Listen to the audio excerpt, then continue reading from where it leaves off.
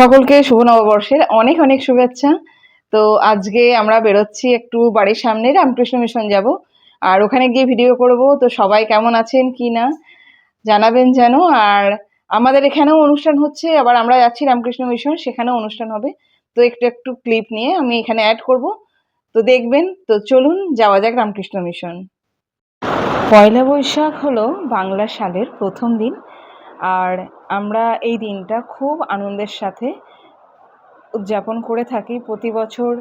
আমাদের এখানে 15ই এপ্রিল পয়লা বৈশাখ পালন করা হয়। প্রচণ্ড উৎসব, অনুষ্ঠান, আনন্দ, নতুন জামা, বিভিন্ন রকমভাবে অনেকে নানা রকমভাবে উদযাপন করে। বেশিরভাগ ক্ষেত্রে লাল, হলুদ, সাদা বিভিন্ন রকম নতুন পোশাকে প্রত্যেকটা বাঙালি সেজে ওঠে। ব্যবসায়ীদের নতুন খাতা, পুরনো খাতার হিসাব মিটিয়ে নিয়ে নতুন খাতা শুরু হয় এই পয়লা বৈশাখের দিনে। আর এই দিনে নানা রকম অনেক জায়গায় অনুষ্ঠান হয়, লোক অনুষ্ঠান বা কুটির শিল্প বা বিভিন্ন রকমের অনুষ্ঠান হয়ে থাকে। তো আমরা আজকে ভেবেছিলাম পয়লা বৈশাখের দিন রামকৃষ্ণ মিশন থেকে একটু ঘুরে আসব। বাড়ির কাছে যেহেতু রামকৃষ্ণ মিশন, আর সবচেয়ে শান্তির জায়গা এই জায়গাটি।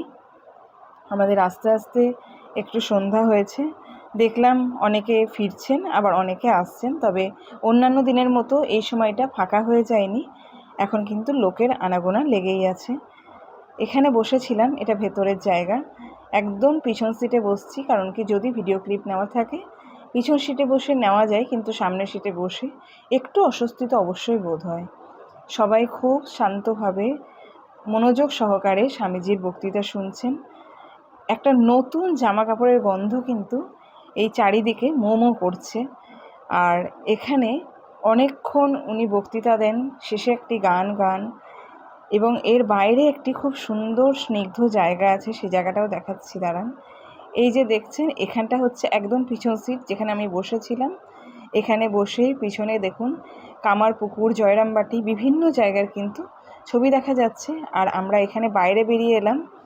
এখানে আপনি ওপেনলি ভিডিও করতে পারেন, তবে কথাবার্তা বলা যাবে না, খুবই শান্ততা বিরাজ করে। দুদিন আগে আমরা গেছিলাম হচ্ছে বেলুড় মঠ, সেখানেও দেখেছিলাম যে খুবই সাইলেন্টলি পুরো এনভায়রনমেন্টটা আছে, এখানেও তাই। আর এই জায়গাটায় এখন প্রসাদ বিতরণ হচ্ছে, তো সবাই একে একে লাইন দিয়ে যাবার পথে প্রসাদ নিয়ে তবে বাড়ি ফিরছে।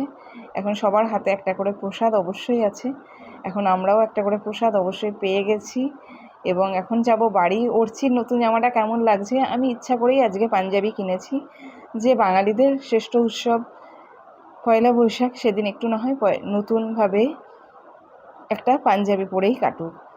তো গোটা জায়গাটা তো দেখলেন, কেমন লাগলো আপনাদের আমায় কিন্তু অবশ্যই কমেন্ট বক্সে জানাবেন। বাড়ির সামনে হওয়াতে সুবিধা। আর এই দেখুন এখানে প্রসাদ খেয়ে হাত ধোয়ার জায়গা আছে, আর ওই সাইড দিয়ে স্টুডেন্টরা থাকে।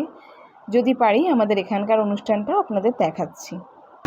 আমাদের সোসাইটিতেও একটা অনুষ্ঠান হচ্ছে ছোটোখাটো করে শুভ নববর্ষে, ওটা দেখে একটু পার্কের দিকে এসছি। অর্চি সাইকেল চালাচ্ছে, তো আমিও একটু চালাচ্ছিলাম। তো এই ছোট্ট ব্লগটি শুভ নববর্ষের আপনাদের কেমন লাগলো অবশ্যই জানাবেন। সবাইকে আবারও শুভ নববর্ষের অনেক অনেক শুভেচ্ছা। সবাই ভালো থাকবেন, সুস্থ থাকবেন, ভালো লাগলে সাবস্ক্রাইব করে দেবেন।